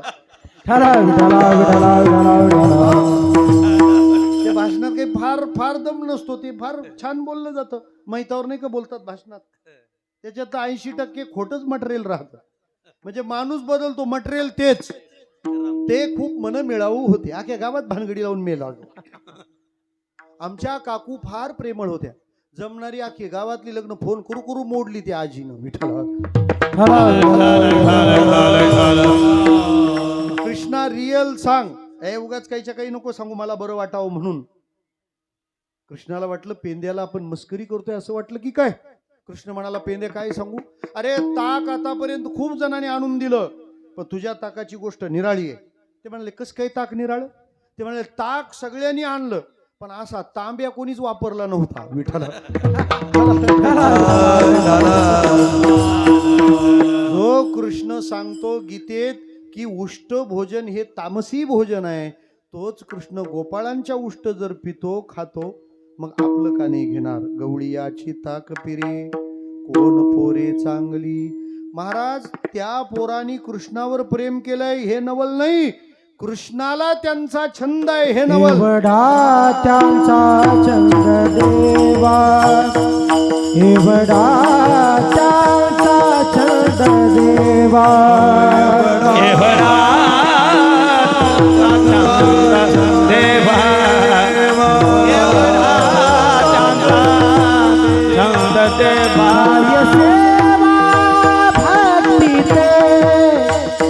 काय सेवा भक्ती ते, एवढा त्यांचा छंद देवा, एवढा त्यांचा छंद देवा.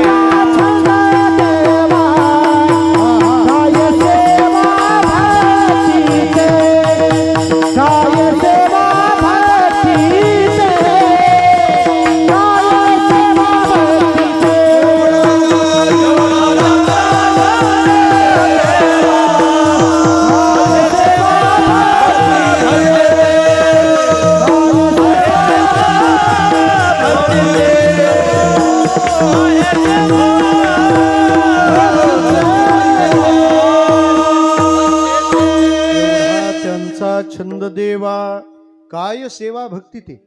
एकनाथी भागवतामध्ये कृष्ण आणि उद्धवाच्या संवादाच्या काही ओव्या आहेत. भगवान म्हणतात तुला माझा या भक्तांशी व्यवहार खटकतो का रे उद्धवा, तू काय मला हलकं समजलास. बघ मी पांडवाच्या बाचे काय लागे, त्याचे बेबटे सोशी अनेगे. मी सुदाम्याच्या पाया लागे, काय त्याचे नि पांगे पांगलो. माझी काय क्षीण झाली शक्ती, मज गोपिका दावी बांधती. त्याच्या प्रेमाची प्रीती अतिगाडी उद्धवा. कोण भक्ती केली गोपाळी, काय ती सोवळी की ओवळी. त्यांचे उच्चिष्ट कवळ मी गिळी, प्रेम समेळी डुल्लत. कुब्जा काय सुंदर होती, त्याच्या प्रेमाची मज प्रीती. राधा प्रार्थी मी वनाप्रती, काय विषयासक्ती लागोनी. मी गोपाळांच्या उष्ट खातो म्हणजे मी काय गबाळ आहे का, नाही. त्यांचा भाव मला ते करायला भाग पाडतो. मला काय म्हणायचंय, जर अशा गोपाळांच्या प्रेमात कृष्ण पडत असेल तर आपल्याला काय मिळणार नाही. महाराज म्हणतात सामाजिक प्रतिष्ठा नव्हती तरी गोपाळांना देव मिळाला, संपत्ती नव्हती तरी विदुराला मिळाला. काय उपास पडले होते कन्या भोवते विदुराच्या. इतकी तयारी केली होती दुर्योधनाने शिष्टाईसाठी भगवान येणार म्हणून. 8 प्रकारचा भात, 16 प्रकारची आमटी आणि 72 भाज्या बनवल्या होत्या. कोण? दुर्योधन. कारण जेव्हा तयारी करायची असते तेव्हा काहीच कसर ठेवायचे नसते, सगळं एकदम ओके करायचं असतं विठ्ठला.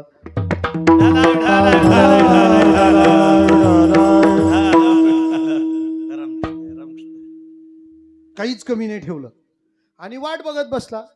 शिष्टाई फिसकली, भगवान जायला निघाले. दुर्योधनाने रस्ता अडवला.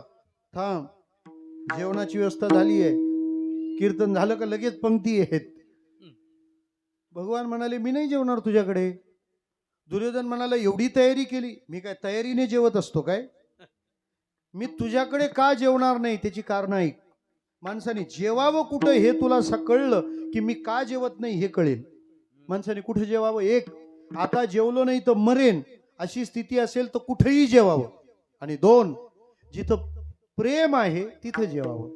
दुर्योधना मी का जेवत नाही, मी उपवासी नाही, तुझ्यात प्रेम नाही. विठ्ठला पण मग देवा मुंबई पर्यंत जायचंय, काय खाशील कुठं? उद्धवाची लविदुरा घर जावे उद्धवजी लविदुरा घर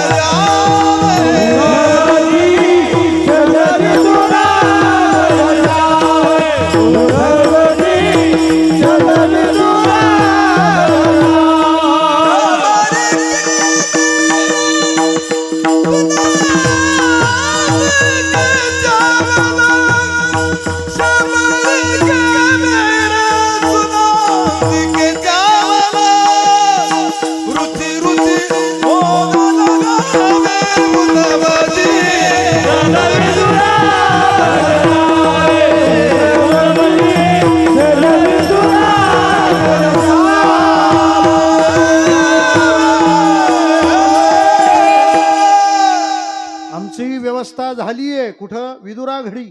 बरं तिथं गेल्यानंतर खायच्या तर काय? कन्या. बरं त्या कन्या पण अशा होत्या, दाणे कमी, तांदूळ कमी आणि पाणी जास्त झालं, आणि कन्या चिकट असतात, ते हाताला येईनात. भगवंताची फजिती होऊ लागली. तेव्हा विदुरजीने एक सल्ला दिला, 4 हात नेहमी युद्ध करायला थोडं वापरायचे, माझ्या कन्या खायला पण 4 हात घे, म्हणजे 4 हातात सापडतील. मला काय म्हणायचंय, दुर्योधनाचे भोग नाकारून ज्या विदुरा घरी भगवान जातात त्याच्या घरी तर फक्त कन्याच होत्या. मन मोगन मोगन मोगन मुरली माला नंदा ताल मेला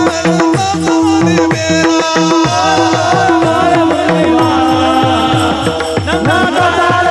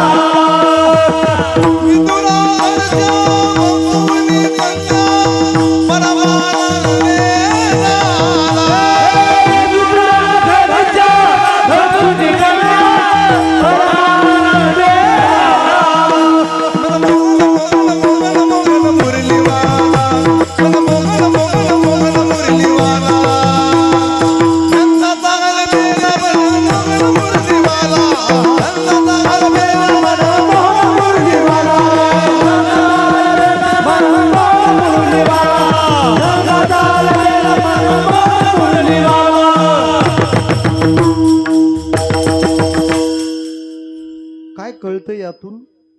म्हणजे विदुराच्या कन्या पण माझ्याकडे ही वस्तू नाही म्हणून मला परमार्थ जमणार नाही असं म्हणण्याचं काही कारण नाही. फक्त एक गोष्ट यातलं सूत्र ध्यानात घ्या, तुमची कृती आणि वृत्ती समान असली पाहिजे. तुम्ही जेव्हा जे करता तेव्हा तुमच्या मनात विचार तोच आणि तसाच असला पाहिजे. आपल्यालाही लबाड्या राहतात, आपण दान करतो तरी पण अभिमानाची सोय करतो असं नाही. जे जेव्हा करायचं मनात तेच पाहिजे. शरीर आणि मन याच्यात पडलेलं अंतर याला म्हणतात ढोंग. विठ्ठला सोपं सांगतो तुम्हाला. पाहुणा जेव्हा आपल्या घरी येतो आणि जायला निघतो तेव्हा तो पाहुणा आपल्या लहान मुलाला पैसे देतो. कितीची नोट देतो? 10ची. जरा कीर्तनात तरी खर्च करा. 500 तर सांगा. मी बंद पडली म्हणून, नाही तर अजून पुढची सांगणार होतो. राहू द्या, उगाच कुठं ताण देता येणार. तो पाहुणा आपल्या मुलाला पैसे देतो, नोट देतो. त्यावेळेला आई काय बोलते त्या पाहुण्याला? काय म्हणते? त्याला कशाला? बरोबर आहे ना?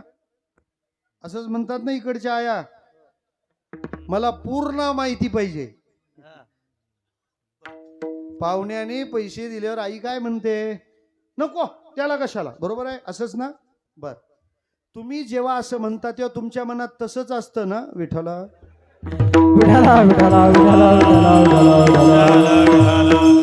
म्हणून देव आपल्या मिठाया खात नाही. आपली कृती आणि वृत्ती एक समान पाहिजे. आणि असं जेव्हा होतं ना, मग तेव्हा लोक जिला कुरूप म्हणतात त्या कुब्जेच्या प्रेमाचाही स्वीकार होतो. तुका मने खूप ज्यादा तुका मने खूप ज्यादा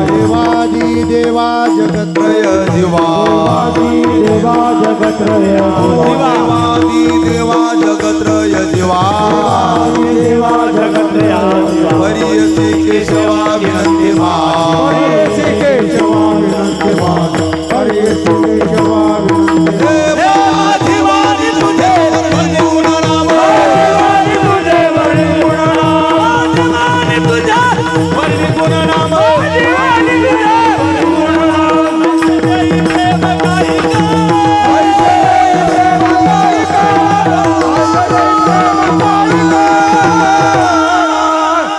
त्याच्या बाललीला सांगाव्यात. एखादी लीला सांगावी, लाली वाढू लागली म्हणून. का त्यात लीला सांगायच्या? बरं, काल्याचं कीर्तन म्हणजे सगळं माहीत आहे तरी पण ऐकायला उत्सुकता. मी जे आतापर्यंत सांगत आलोय सगळं तुम्हाला माहिती आहे, मग तरी परत काय ऐकायचंय? यालाच कृष्ण म्हणतात. जो माहीत आहे तरी पण परत माहीतच करून घ्यायचं आहे. ऍक्च्युली एक सायकोलॉजिकल प्रोसेस आहे. कृष्णाच्या बाललीला का सांगाव्या? त्याने आपल्यातला बालभाव जागा होतो. आणि बालक नेहमी निरागस असतं, त्याला लांडी लबाडी माहीत नसते, कारण ते अजून आपल्यासारखं झालेलं नसतं. विठ्ठल,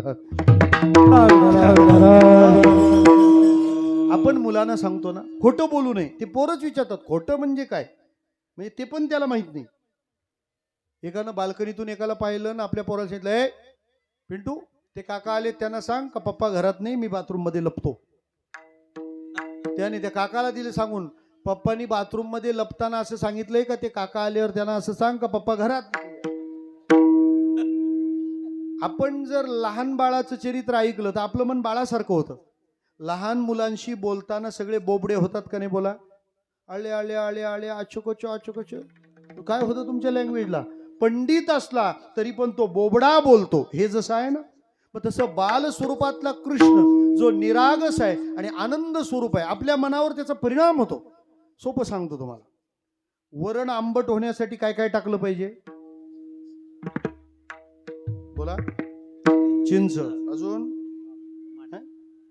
टमाटर, काही त्याला टोमॅटो म्हणतात. म्हणजे त्याला जसा भाव असेल तशी हाक मारतात. विठाला विठाला कॅरेट महाग झाला की टोमॅटो, खाली उतरलं का टमाटी येते. माणसाचं पण असं टमाट्यासारखंच होतं कधी कधी. टोमॅटो, चिंच, अजून लिंबू खाताना टाकायचं, शिजताना कुठं टाकता? मला काय म्हणायचंय, चिंच असते, बरोबर आहे. ती चिंच फार आंबट राहते. त्याच्यात दोन प्रकार, पिकलेली आणि कच्ची. पिकलेलीत सुद्धा काही ते टरफल असं कडक होतं आणि त्याच्या आत तो तपकिरी रंगाचा गोळा असतो, चांगला विधभर असतो. मग आपण त्या दाबलं की ते टरफल करकर वाजून तुटतं आणि मग ती चिंच आतली फार आंबट असते. पण तिच्यापेक्षा कच्ची चिंच काय सांगू तुम्हाला. थोडासा मीठ मसाला घेऊन जायचा बरोबर, काहींच्या नेहमीच असतो. मग ते लावतच राहतात गावात काय काय काय काय काय.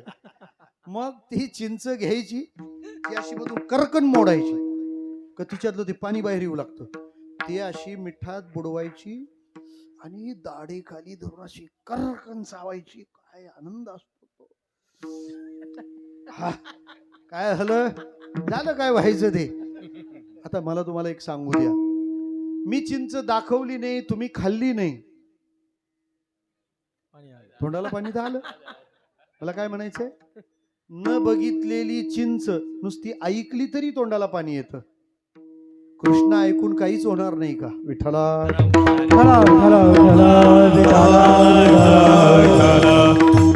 गवळणीने एकदा त्याला चॅलेंज केलं, कृष्णा माझ्या घरी ये, तुला बांधूनच टाकीन.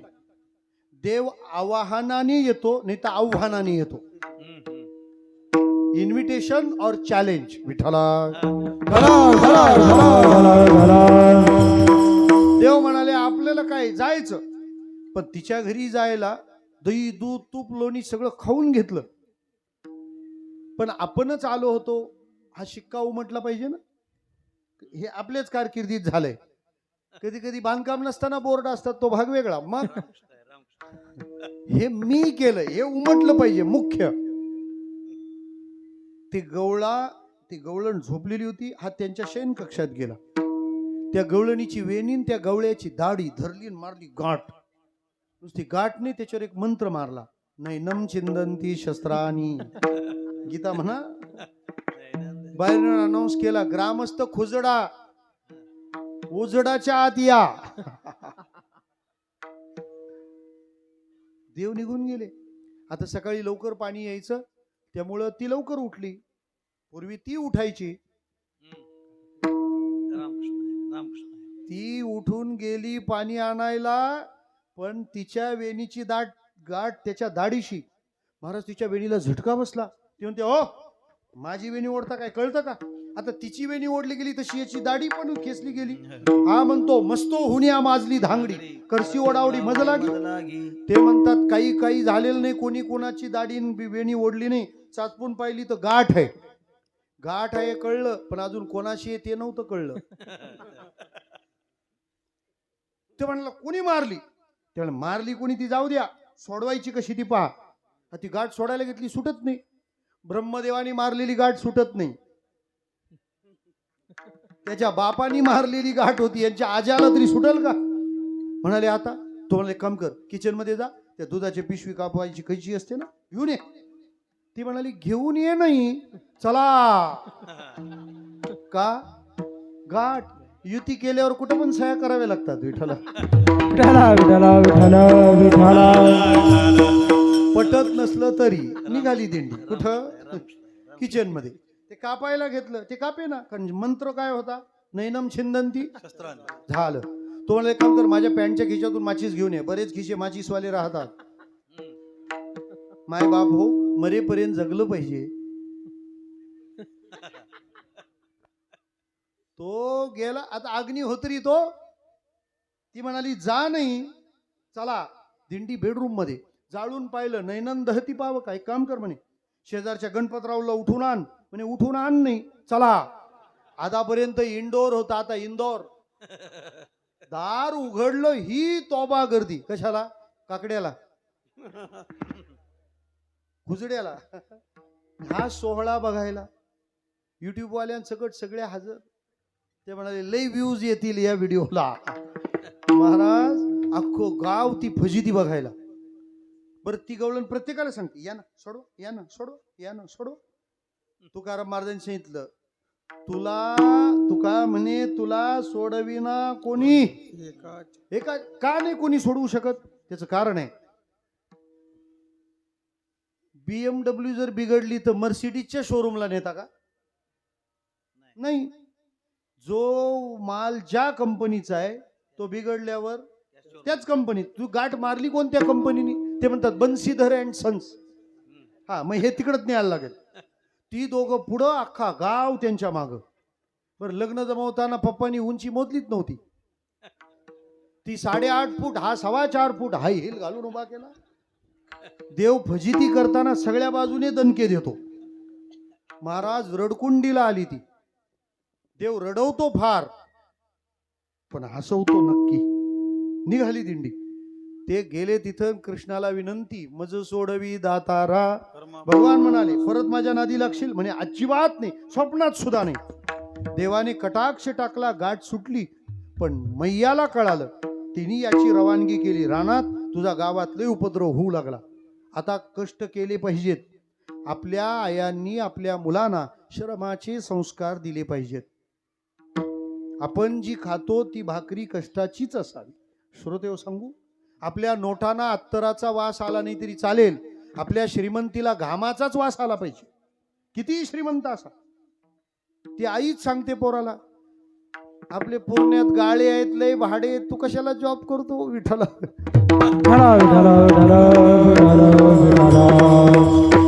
कोणती सवय परत लागते, पण कष्टाची सवय मोडली की परत लागत नाही.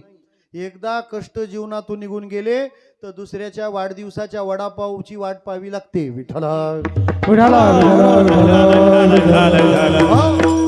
रानात पाठवलेले भगवान. मग काय झालं, महाराज तिथं गेलेल्या परमात्म्यानी मोकळ्या वेळेत काय करावं. ही मोकळी वेळ फार वाईट आहे. आपले सगळे विकार मोकळ्या वेळेतच गोंधळ निर्माण करतात. जेव्हा माणूस काम धंदा करतो ना तेव्हा मनात घाण येत नाही. घाण कुठे येते, कुचरवटा. विठ्ठला तो वेळ भगवंताने खेळात घातला. खेळ मांडला लगोरी. आहा, खेळ मांडला लगोरी.